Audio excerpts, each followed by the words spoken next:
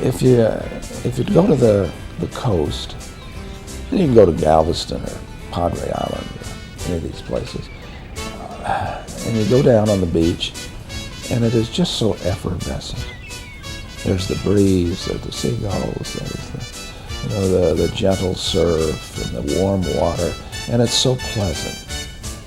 How could anything ever go wrong in God's paradise?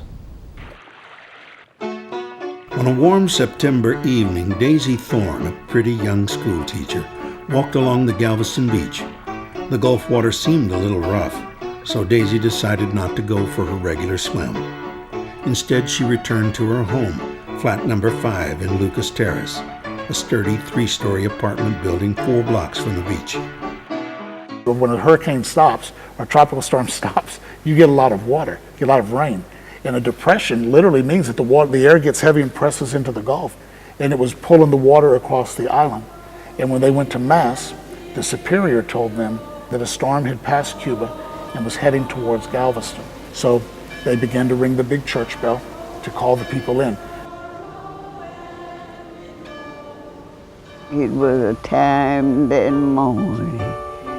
It was thunder and lightning. I turned over in my bed. I said, oh Lord, have mercy on our soul. The floodwaters continued to rise, and the 100-mile-an-hour winds filled the air with flying objects, bricks, pieces of lumber, and slate shingles sharp enough to decapitate a person. These gusts of wind, they pick up that slate, tearing it off the roofs, and it slices through the air. Like frisbees and so on, except these things are lethal. The waters of the bay had met the waters of the Gulf. Galveston was no longer an island. It was simply a part of the ocean floor, with odd-looking buildings protruding from a very rough surface. A great hurricane will rip the clothes from a man. It will drive a straw through a palm tree. A great hurricane will get sand in the air that will abrade the paint off a building. A great hurricane has an indescribable sound. Things move you never thought would move. The storm was in full force, and the island was now completely engulfed with water. Night was falling, deepening the gloom which had blanketed the city since mid-afternoon.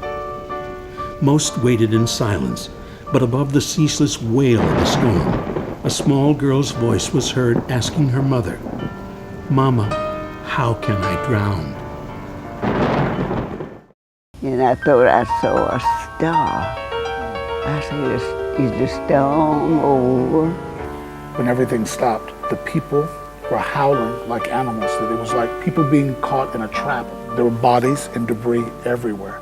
And one of the Ursuline nuns, in a letter that they have from her to one of her sisters, talks about that, about the horror of Galveston. That it wasn't just the fact that we had a hurricane, it was the fact that we lost everything. The people who survived that storm are heroes, in my opinion, to be, and I say heroes, to be able to survive and pass that story along. And that is a story that I think it makes every person, whether you live in Galveston or not, it makes you appreciate human life. You can take the island, but you'll never take the part of the island that is in each of us. And I think it's why we come back.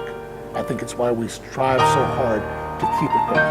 Because we know we've lost it. We know what it means to wake up and not have anything, and to rebuild. But we always rebuild with